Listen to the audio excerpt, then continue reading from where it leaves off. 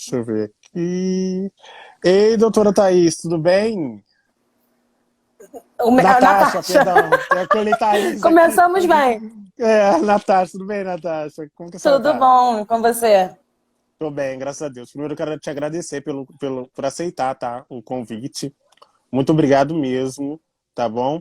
É, E hoje a gente vai falar bastante coisa, mas antes de nós começarmos a falar, a senhora pode se apresentar, falar um pouco do seu escritório, falar um pouco sobre a senhora. Fica à vontade, tá bom, Natasha? Primeiro, vamos cortar o senhora, né? Não tem razão de ser. É. Você tá ótimo. Tá bom. Então, boa noite a todos. Eu que tenho que te agradecer, né, pela oportunidade de falar um pouquinho, pincelar um pouquinho sobre o direito das famílias nesse âmbito de viagens e permissões e algumas questões que possam ser pontuadas nesse momento. Como você mesmo disse, tem algumas situações que a gente não vai poder abranger porque a gente tem que saber leis específicas do lugar. Então, por É. essa razão, a gente vai dar uma pincelada geral, mas vocês vão Uhum. ter mais ou menos uma noção do que se apegar na hora de consultar um especialista na área. São poucos os escritórios que fazem direito de família internacional. É uma coisa muito específica. Na verdade, direito internacional é uma coisa muito específica, né? Porque a gente tem que pegar o confronto da lei daqui e lá de fora. As convenções, tratados e tudo mais. Então, a gente vai tentar dar Entendi. uma pincelada. Tá bom, dona Natasha. Natasha. Isso, vamos lá. Natasha. Natasha. A primeira pergunta aqui, gente, a gente não separou de quem era a pergunta, tá? A gente só separou algumas perguntas que a gente achou que são primordiais para fazer na live. Como a advogada Natasha falou, nós vamos abordar os temas. Se vocês quiserem se aprofundar mais, a gente vai deixar todo o contato dela para vocês entrarem em contato e ela também poder indicar ou fazer mesmo a questão para vocês, tá bom?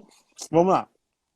A primeira questão aqui é sobre a pessoa que tem guarda de um sobrinho. Então, assim, a pessoa tem guarda ou de um sobrinho ou de uma criança e quer ir para o exterior e deixá-la com outro tio. Então, na verdade, aqui eles são parentes, né? Então, os dois são parentes e ela tem a guarda do sobrinho. E ela vai deixar com outro parente para ir para o exterior. Isso pode? Como que funciona essa questão, basicamente? A maioria das minhas respostas vai ser depende. Primeiro, quem é esse tio, né? Esse outro parente é pai da criança ou é um pai que já foi afastado por algum problema? Se não for, vamos pegar a literalidade do que escreveram, né? Porque se fosse pai, eu acho que falariam. Sim. A pessoa que quer ir para o exterior, que tem a guarda de uma criança, ela vai ter que procurar uma pessoa próxima a essa criança, de preferência, né, do âmbito familiar próximo, né, um tio, uma avó, que possa ficar com essa criança e fazer um acordo, né? O acordo vai ser homologado de plano, quer dizer, o juiz vai aceitar de plano? Não necessariamente, porque vai ter que se provar que aquela pessoa que vai ficar com a guarda aqui, ou com a tutela, se for uma pessoa estranha à família, é uma Tenha pessoa condições. responsável, exatamente, tem dinheiro para bancar, se a pessoa mesmo que vai para fora também vai injetar dinheiro na educação dessa criança, se no futuro ela quer levar essa criança para lá, então vai ser um outro tipo de empreitada, né, ou você vai ter uma guarda provisória ou você vai transferir uma guarda definitiva. Então tem que ir, né, tem que ir analisando caso a caso. Analisando caso a caso. Mas em tese, pode. Tá? Em Em tese, tese pode. pode, só precisa ser avaliado as condições direitinho, né? Vamos Isso. lá. A outra pergunta é, morando com outro. Tá. Se ela está tendo a pensão aqui no Brasil, né? E a mãe viaja, ela vai morar num outro país com o filho. Ela perde o direito de pensão? Então, ela não perde o direito de pensão, tá? Se vamos supor, eu vou tentar desenhar A em exemplos situação. que eu acho mais fácil, né, para entender. É, Eu tenho uma mãe aqui que já recebe pensionamento do pai para a criança, né? E ela vai para o exterior. Ela pode indicar uma conta para dar continuidade a esse depósito, nenhum problema. O problema vai persistir na hora que ele passar a não pagar, né? Que é aí que a gente verifica o problema. Quando ele não pagar, você pode sim entrar com medidas aqui no território nacional. Porque é melhor, se o pai estiver aqui, né? Se o pai que ficou para trás estiver no território nacional, a melhor lei, apesar da lei, por exemplo, do Brasil falar que é o endereço da pessoa, da criança, né? uhum. Você pode, de todo privilégio, você pode abrir mão. Se você Sim. pode abrir mão de um privilégio, você vai anotar na sua ação, já fizemos isso em diversas ações do escritório, que apesar de ser o domicílio da criança, que seria o exterior Sim. para entrar como ação, essa ação vai ser muito mais demorada e em detrimento dela, em prejuízo dela. Então, entrar aqui no Brasil vai ser muito mais rápido, eficaz, então ela pode abrir mão dessa competência, né, da onde é para ser entrada a ação. Mas não perde direito nenhum. Não perde, né? Ele continua sendo devido. Assim, ele continua sendo devido, mas pode existir a situação, por exemplo, da pessoa que paga a pensão achar que eu não preciso pagar mais pensão, né? E a mãe já está lá nos Estados Unidos. Ela deveria se resguardar antes? Tipo, fazer uma declaração, alguma coisa? Então, aí, de como ela vai querer lidar com esse assunto. Porque, por exemplo, se ela já tem um título judicial aqui, ela já resolveu essa questão no judiciário, o pai já pagava a pensão, já estava tudo certo aqui, ok, é só executar. Isso é muito fácil, tá? Como eu disse, tem um caminho mais fácil, tem um caminho mais difícil, mas ambos você vai chegar no mesmo lugar. O problema é se não tiver uma ação, mas ainda que não se tenha uma ação, ainda não tem a obrigatoriedade do pagamento, da pensão, sim. Esse mesmo caminho pode ser trilhado, entendeu? Pode ser trilhado, sim, entendi. Vamos lá. Essa questão aqui é interessante. Ela está indo para os Estados Unidos, casou lá, e ela pergunta, e ela tem um filho, então ela está indo para lá com o filho. E ela tem um pai que mora no Brasil. O pai mora no Brasil, possivelmente deve ter registrado o filho, mas a questão é, e se o padrasto agora, que está nos Estados Unidos, queira adotar esse filho? Ele pode? Existe uma adoção de um padrasto, sendo que o pai está vivo e está no Brasil? Essa nomenclatura está equivocada, mas é normal porque todo mundo tem uma ideação, né, do direito de família. Não existe adoção de pai vivo, a não ser que ele não tenha mais o poder familiar, tá? O poder familiar é aquele antigo pátrio-poder. É isso. Então, a gente não fala na figura da adoção nesse caso, a gente fala no Instituto da Paternidade Socioafetiva. Então, se um padrasto desenvolveu um amor por essa criança e quer resguardar ela de direitos aqui no Brasil, e aí nos Estados Unidos ou em qualquer outro lugar do mundo, vai depender de análise do caso em si lá. Mas aqui no Brasil, ele querendo adotar, né? Ter a paternidade dessa criança, ele pode sim correr atrás de reconhecer essa paternidade socioafetiva. Então, ele vai constar para fins legais na certidão, vai ser retificada a certidão de nascimento da criança, para passar a constar 2 pais ou 2 mães, o que quer que seja o caso, né? Entendi. Mas assim, pode ser a revelia também do outro pai. A questão é, existe um laço de fato? Porque se existir, ok, é válido. Agora, lembrando que toda mudança na vida de uma criança vai gerar um certo desconforto e que vai ter que ser explicado e trabalhado com a criança, dependendo do caso. Entendi. Obrigado, doutora. A próxima pergunta é, se no documento da mãe, tipo um RG ou passaporte, está o nome de casado, e no do filho está o nome da mãe de solteiro, ela terá problema em sair com a criança do país se a documentação está divergente? Essa pergunta eu vou deixar mais para você responder do que para mim, porque assim, para efeitos de Brasil, isso não tem problema, que o que comprova a paternidade ou maternidade de uma criança é a certidão de nascimento. Então assim, não pouco importa, os outros estão ali tudo bem anotadinho, RG, CPF, um nome de solteiro, um nome de casado, pouco importa.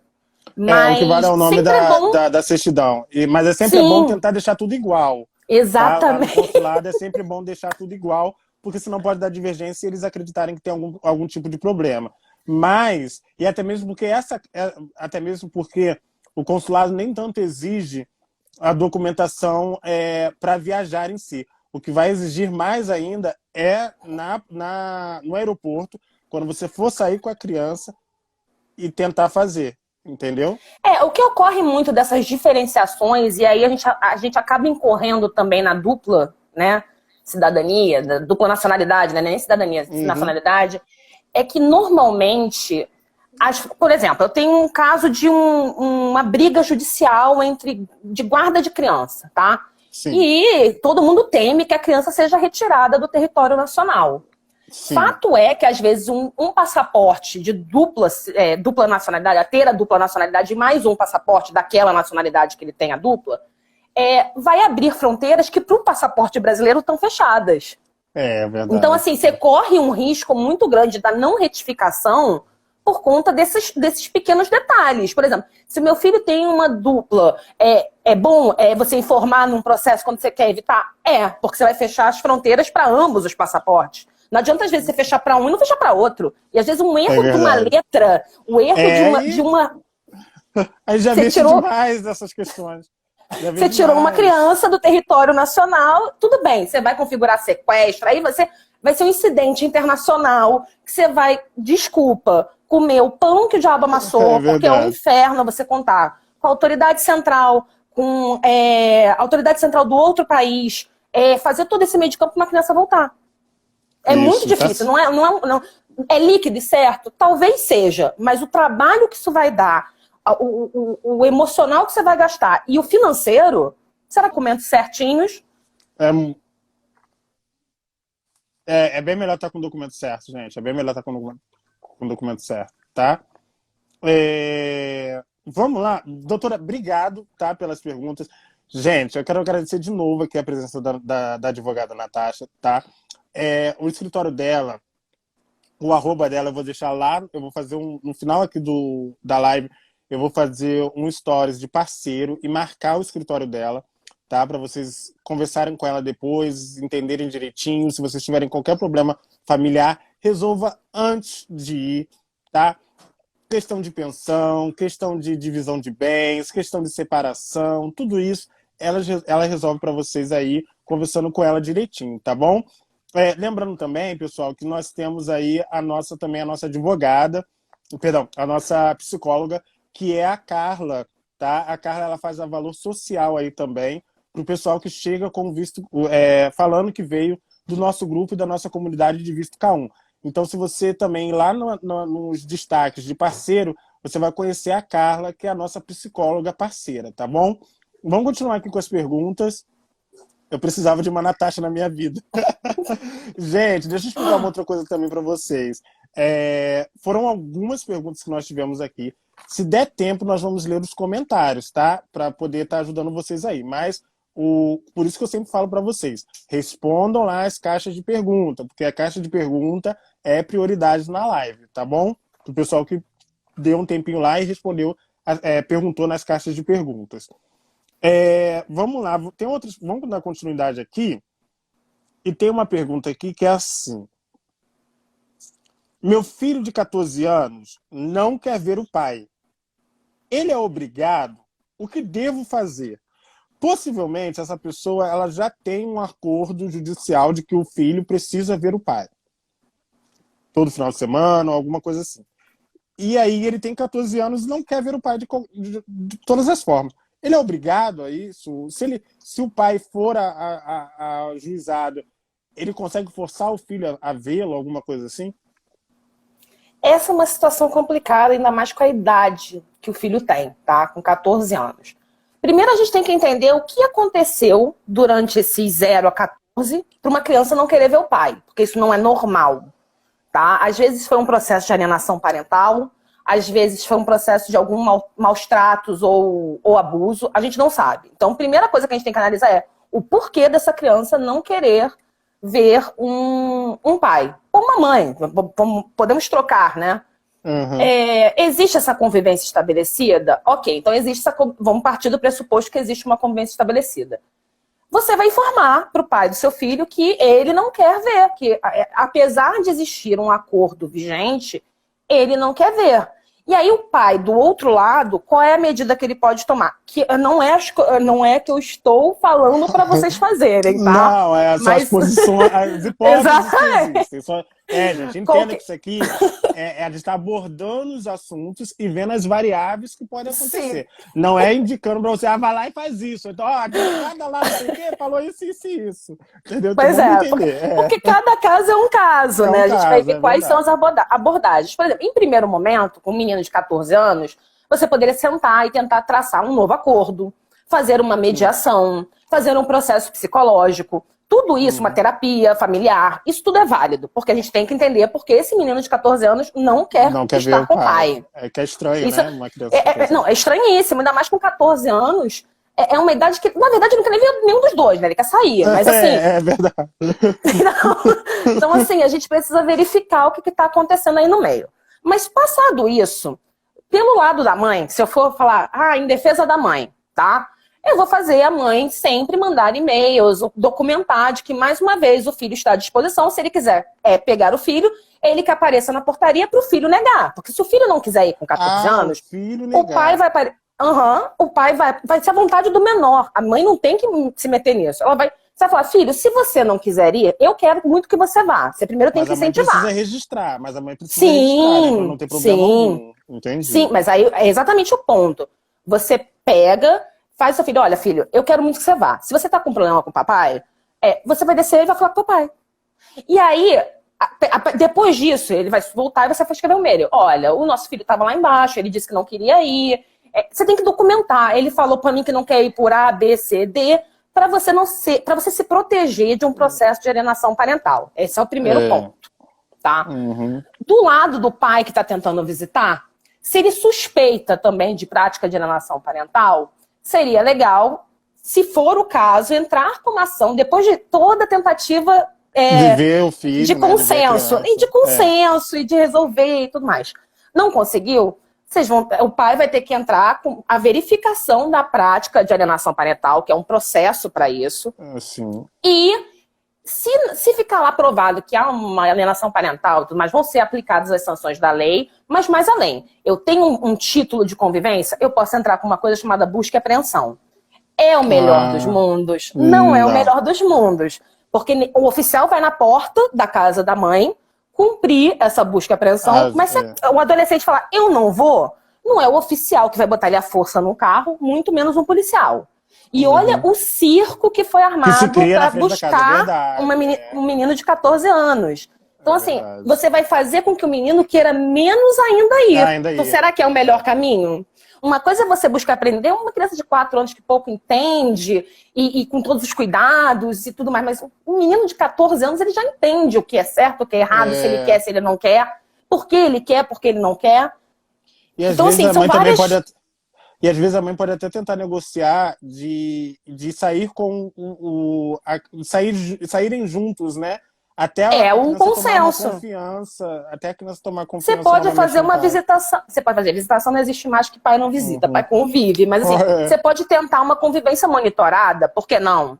Uma pessoa da confiança do menor, uma tia que possa ir junto, para não ser a mãe, que a mãe e o pai brigam. Pode ser uma tia, pode ser um tio, pode ser padrinho, pode ser uma babá, pode ser uma série de pessoas, até mesmo. Você pode fazer uma convivência no fórum para restabelecer laços, né, com o psicólogo presente. Então, assim, tem várias maneiras de você abordar esse assunto. Temos as melhores e as não tão boas. E as mais assim. severas, Gente, vocês estão gostando da live? Deixa o comentário de vocês aí sobre a live. O que vocês estão achando da live, tá bom?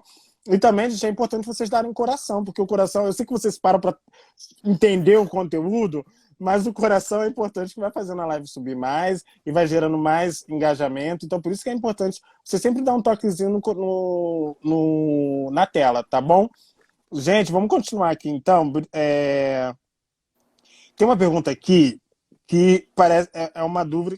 Não, minto, perdão. Antes, eu pesquei algo assim na comunicação da senhora.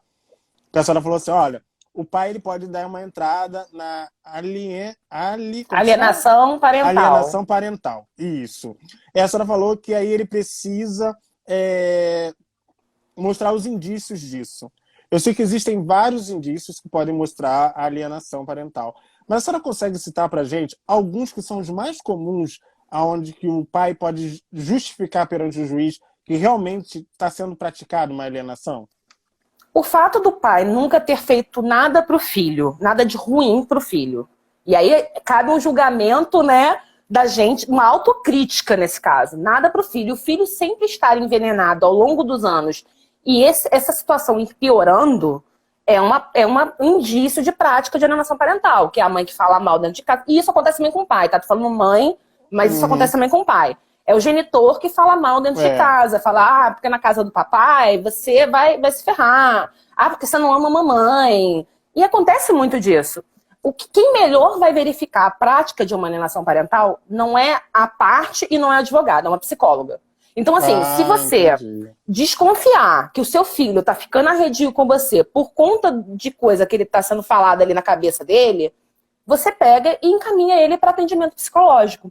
Porque uma psicóloga, ainda mais uma que seja balizada numa área de alienação parental, porque tem pessoas já... Tem psicólogas no Brasil especializadas em alienação parental, falsas memórias. Aquela criança que às vezes fala que sofreu abuso, não sofreu.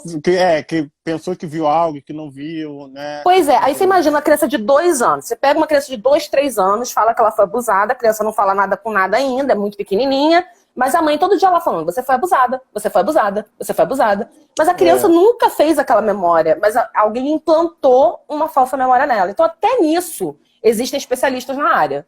Então essa pessoa, esse especialista, que vai conseguir formular algum tipo de tratamento e depois oferecer um laudo para você sobre o que está acontecendo com seu filho. Bacana, doutora.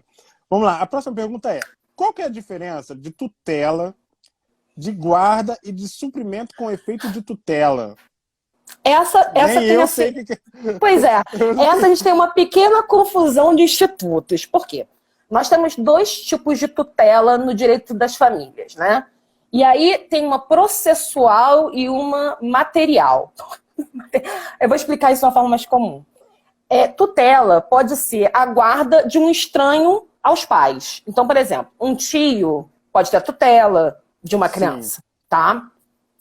A guarda, ela vai ser derivada do poder familiar, então, normalmente, dos pais é o normal. A diferença de guarda... De uma forma muito simples.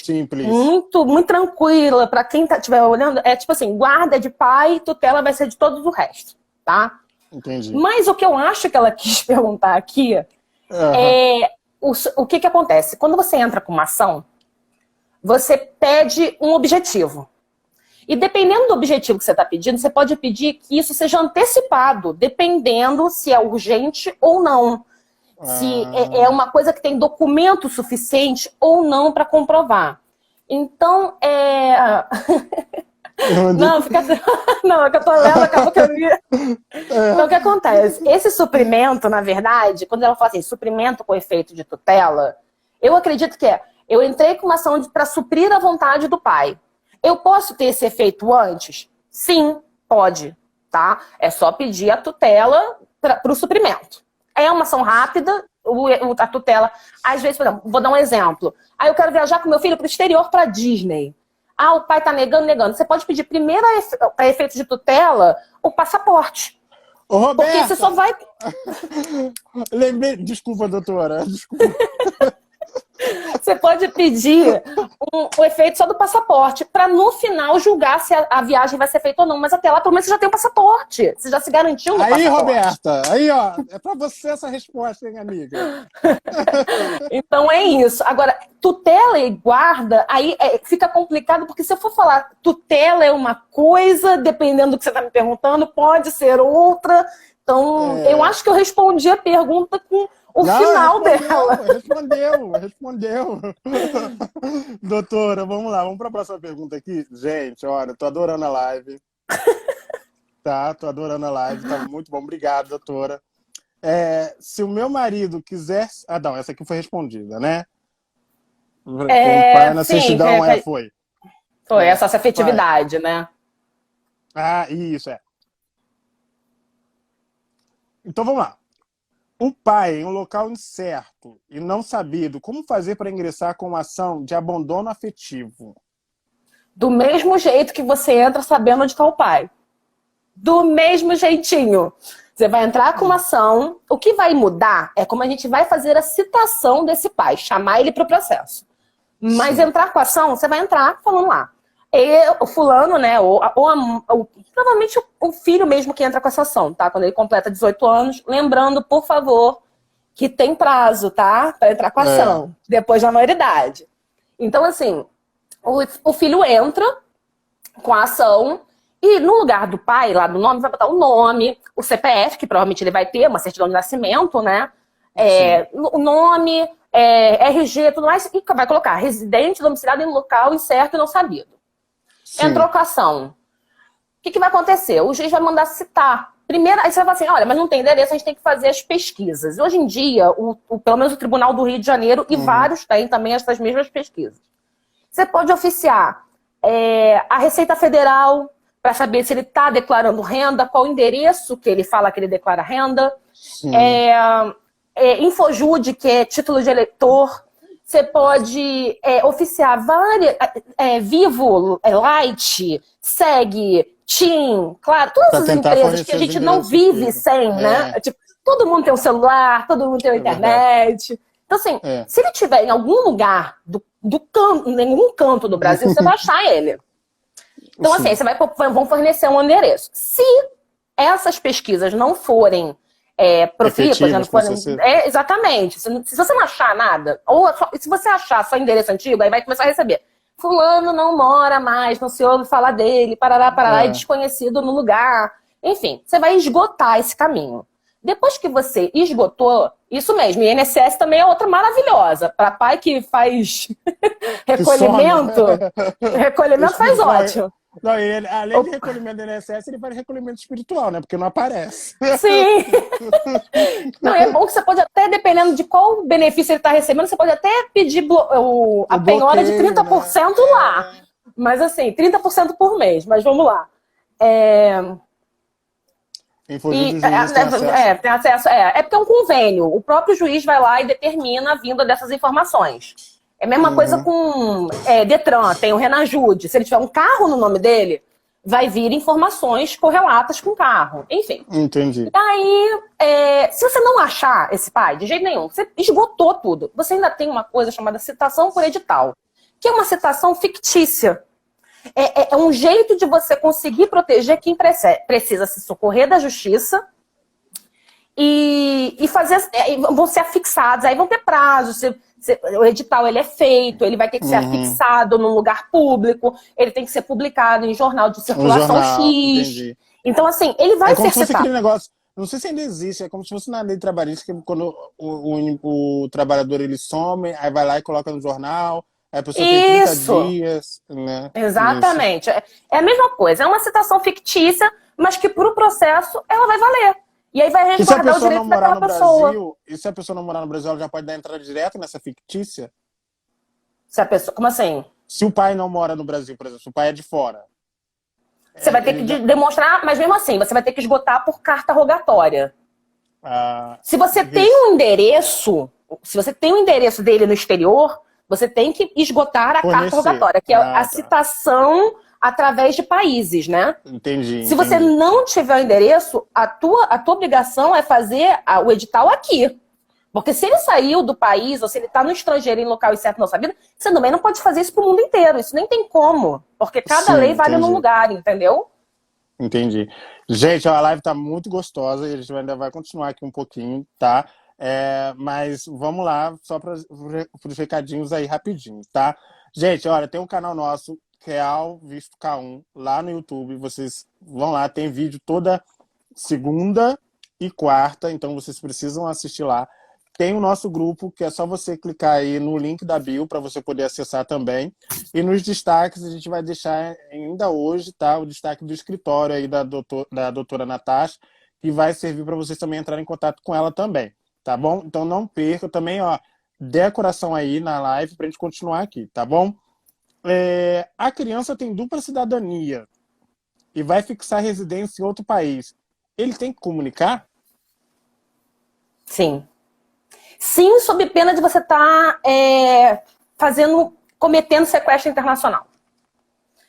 Porque o que acontece nesse caso é aonde é o domicílio da criança. Se o domicílio da criança é aqui, não interessa se ela tem dupla. Se ela é aqui o endereço dela e você quer morar no exterior, ou você quer viajar para o exterior, o que seja, você tem que ter sim, não só comunicar, como ter uma autorização. Entendi. Não é tão simples assim. Não é simples assim, né? Gente, olha só, gente. Eu sei que vocês têm muita pergunta aí, tá rolando. Agora tá costando pergunta do nada, mas vamos lá. Vamos continuar aqui com outras perguntas, que ainda tem algumas perguntinhas aqui pra gente encerrar. E vamos ver se dá tempo, que eu acho que talvez não dê, tá? Vamos lá. Qualquer coisa a gente volta. Aí, tá vendo, gente? Eu queria, assim, jogar pra gente fazer um convite, porque o pessoal tá aí, ó. Tem que fazer outra, tem que fazer outra. Tem que fazer outra, então vamos ver, tá? Vamos ver o estado mental da gente quando sair daqui, porque é muita coisa. Gente, doutora Natasha, obrigado mais uma vez. Peraí. Paradeira de... Tá, isso aqui já foi. A mãe... Ah, não, também você respondeu isso, que a mãe pode pedir pensão mesmo fora do país. Sim, Isso, pode. Isso. Quanto tempo tem a validade de autorização que o pai assina para fazer o passaporte? Então, em teoria, 1 ano, né? Em teoria, 1 ano, né? Em teoria, 1 ano. Em teoria, 1 ano. Assim, se você tem O que acontece? O que acontece? Não, então, vai depender. Vai depender se essa autorização é judicial, se ela não é judicial. Por exemplo, a autorização entre pais, ele deu lá o aceite, tudo bem? Ela é de 1 ano. Agora, por exemplo, se for motivado por juiz, se for derivado de juiz, pode ser maior. E normalmente pode ser de 2 anos e estabelecida maior. E aí a questão vai ser autorização para fazer o passaporte ou para a viagem em si. Então, assim, a validade da autorização para fazer o passaporte de comum acordo é de 1 ano. Tá, como um acordo é 1 ano. Tudo bem. 1 ano. Gente, o Leandro também, ele é advogado, tá? O Leandro, ele foi meu advogado na questão do meu apartamento que saiu lá. E ele que me indicou a doutora Natasha, tá? Leandro, boa noite aí. Obrigado, querido. Vamos lá. Tá, o padrasto já foi. Já foi? A partir de qual idade a criança pode ser ouvida? Ah, isso é legal. Essa pergunta aqui é bacana. Então, vamos lá. Quero levar meu filho para os Estados Unidos. Estou tendo conflito com o pai da criança. Entro com o processo, entro com tudo direitinho. Gostaria muito que o meu filho fosse ouvido pelo juiz para expressar a vontade dele de ir para os Estados Unidos com a mãe e com os irmãos, por exemplo. O juiz escuta qualquer criança ou não? Qual é a idade mínima? Depende. Qual a idade que isso acontece? Gente, vocês me desculpem por falar depende, Não, porque depende.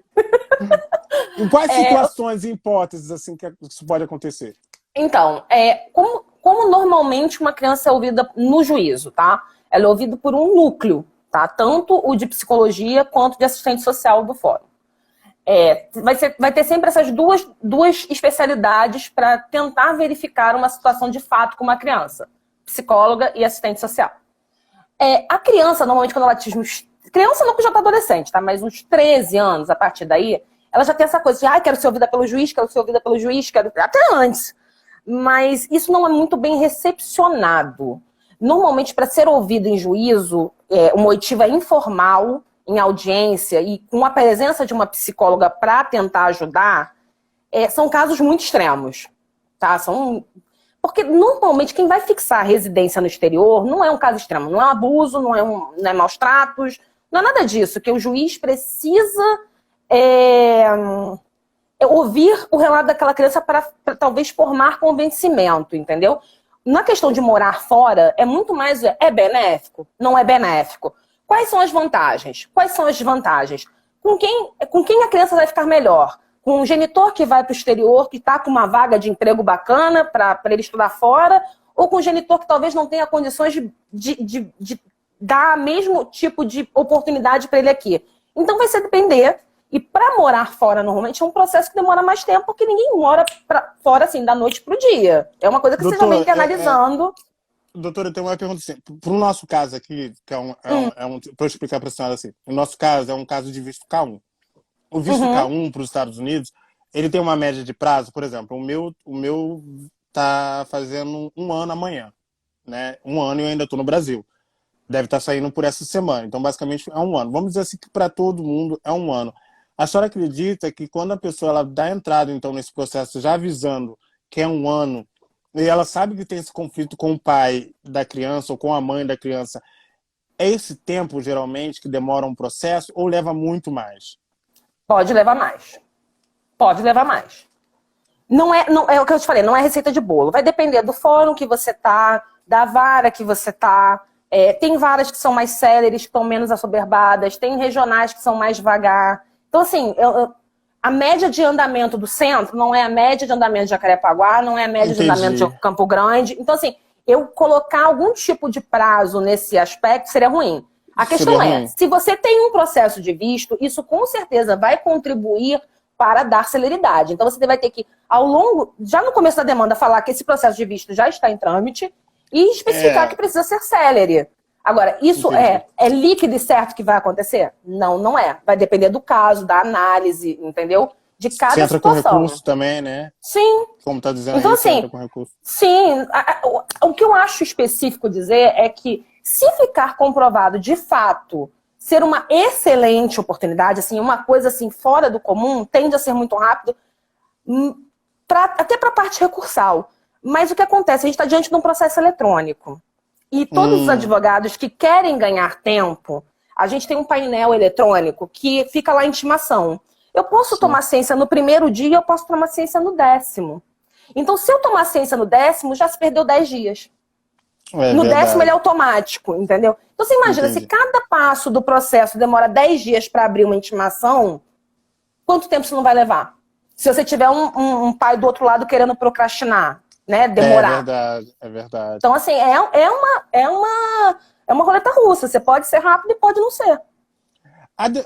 A próxima pergunta é: a Defensoria Pública, a Defensoria cuida de casos em que o pai não quer assinar autorização para fazer o passaporte? Cuida. A Defensoria cuida de todos os casos, gente. Todos sem exceção. A questão é se você é pobre na acepção da lei. Porque, por exemplo, a mãe que quer fazer uma Eurotrip nas férias para viajar com o filho e pedir justiça gratuita na Defensoria, eles vão rir na sua cara. Isso é um fato. Qualquer defensor vai começar a rir. Agora, se é uma mãe que conseguiu uma oportunidade e realmente está passando um perrengue de dinheiro e conseguir comprovar isso, a Defensoria vai atender. Entendi. Estão rindo, mas isso acontece. Vocês vão ficar chocados com a quantidade de gente que não precisa ir para a Defensoria e vai, tá? Ah, é verdade, né? Bem assim, ó. Muito, né? É verdade. Doutora, olha, tá maravilhosa a live. Gente, a gente vai ver se a gente consegue vir mais vezes, tá? A senhora falou, só pra gente lembrar de novo, a senhora falou aqui que a criança, claro, ela precisa de autorização tanto para fazer o passaporte quanto para viajar. E a senhora, só pra gente relembrar um pouquinho, a senhora falou que tem como a pessoa, se o pai não quiser assinar, ela entrar com uma ação tipo de tutela, né? Não, suprimento. Suprimento. Que é onde, basicamente, o juiz vai dar o passaporte para a criança e a autorização pode ser provisória ou não, até ser resolvida a questão judicial. É isso mesmo? Sim. É uma ação de suprimento, porque o que acontece? Quando o pai não dá o aceite dele, você leva para a justiça dar por ele. Então, por isso que se chama suprimento. Você vai suprir a vontade do pai, do outro pai que não quer deixar ir, entendeu? Então, se ficar demonstrado, você pode até fazer... O suprimento, ele pode ter etapas, por exemplo. Ele pode ter uma etapa de fixar por 6 meses. Por exemplo, se fixar a residência, você pode fixar os primeiros 6 meses, daqui a 6 meses revisitar. Você pode fazer algum tipo de... Aí, se você tiver um acordo entre os pais, vocês podem fazer todas as férias no Brasil. Isso aí vai depender. Mas o suprimento, ele pode ser... Porque quando a pessoa entra nos Estados Unidos com visto K1, ela não pode sair enquanto não tiver a permissão de viagem dela. E aí ela consegue dando entrada no Green Card, que hoje está uma média de 9 meses. De 6 a 9 meses. Então seria uma ótima opção da pessoa entrar com esse suprimento, pelo menos a primeira, por um tempo. Sim, né, falar que esse primeiro tempo que ela tem que permanecer lá. Entendi. E se comprometer a voltar para trazer essa criança para resolver isso na data tal, quando ela já vai estar... de como você colocar a coisa, entendeu? Tem jeito para tudo na justiça, gente. A questão é ter tempo cair em vara boa. Gente, olha só. Muito obrigado, doutora. Eu não vou abrir para caixa para perguntas no comentário, porque a gente consegue convidar ela mais uma vez e vocês abrem perguntas na caixa de perguntas, tá? Eu espero que vocês tenham gostado. Mas o meu muito obrigado para a doutora Natasha. Muito obrigado mesmo, tá? E que a gente faça muito mais lives juntas. A gente contribua muito mais para um pro negócio do outro, tá bom? Gente, Se eu puder te ajudar, só me fala. A gente senta aqui de novo e conversa. Isso. É porque, gente, a gente não conseguiu nem vencer as perguntas que mandaram com antecedência. É verdade, a gente foi separando aqui e encaminhando o assunto, porque foram... Só aqui tem 23, a gente tirou as repetidas, né? Não, ainda faltaram dessas aí, mas faltaram mais 23 5, faltaram mais 5, é verdade. Das 23 faltaram mais 5, é verdade. Gente, então assim, muito obrigado mesmo, tá? Doutora, a senhora quer falar alguma coisa? Quer dar uma recomendação para alguém que está indo para os Estados Unidos, que tem questão familiares aqui? A senhora quer deixar alguma dica, alguma coisa assim? Gente, tempo. Atentem para o tempo. O tempo é essencial. Nessa hora, o suprimento... Eu até brinco com os meus clientes que a gente está entrando no final do ano. E aí a gente entra na temporada de férias no exterior, né? Então eu falo para todos os meus clientes, por favor, me avisem com o mínimo de antecedência, sabe? Então assim, para os meus clientes que vão viajar em dezembro, janeiro, eu tô pedindo para eles me avisarem até começo de novembro, para vocês terem uma noção de como a gente se descabela, roda pratinho para conseguir. Em novembro, dezembro, uma viagem vai acontecer só nas férias. E com fórum fechado, né? Lembrando que o fórum tem recesso, então você às vezes tem que ir para um plantão. A gente tem que lembrar disso tudo. Então, o tempo é essencial. Quanto antes você promover os passos para regularizar, melhor. Qual seja a situação. Tanto do visto K1, quanto de uma viagem, quanto de tudo. Tempo é precioso nesses casos. Doutora, mais uma vez, obrigado. Já vou deixar o convite aberto. Ele já programa já uma data. Já sei. Nós vamos fazer um ano agora da nossa comunidade Visto K1. Então, eu já quero deixar um convite para a senhora, porque a gente está querendo fazer um final de semana com várias lives, com vários especialistas de vários assuntos. Eu já quero deixar já o convite para a senhora para a gente fazer aí. O aniversário é dia 10 agora de novembro, mas nós vamos fazer na outra semana. Possivelmente no dia 10 ou no dia 11 eu ainda estou chegando nos Estados Unidos. Aí eu vou fazer assim que eu chegar lá. A gente vai fazer, eu vou deixar tudo organizado com a senhora direitinho pra gente entender. Natasha, muito obrigado, meu anjo. Você foi maravilhosa. Obrigada a você, gente, obrigado, foi ótimo. Tá Obrigada aí, gente. Desculpa não conseguir responder todo mundo, né? Se tiverem dúvidas, manda pro Roberto, manda pro meu escritório, pelo menos pelo Instagram. Gente, eu vou deixar aqui vou fazer um stories agora, só da clínica, falando da clínica, só do escritório. É uma clínica, praticamente. É uma clínica, né? Que a gente cuida de toda coisa. Vou deixar um stories do escritório para divulgar o escritório, tá? E vou colocar no destaque de parceiros. Então vai ficar lá no destaque de parceiros a informação. E você sabe que em outras lives a gente sempre vai voltar e falar do escritório aí da Natasha, tá bom? Obrigado, gente. Tchau, tchau. Gente, tchau, tchau.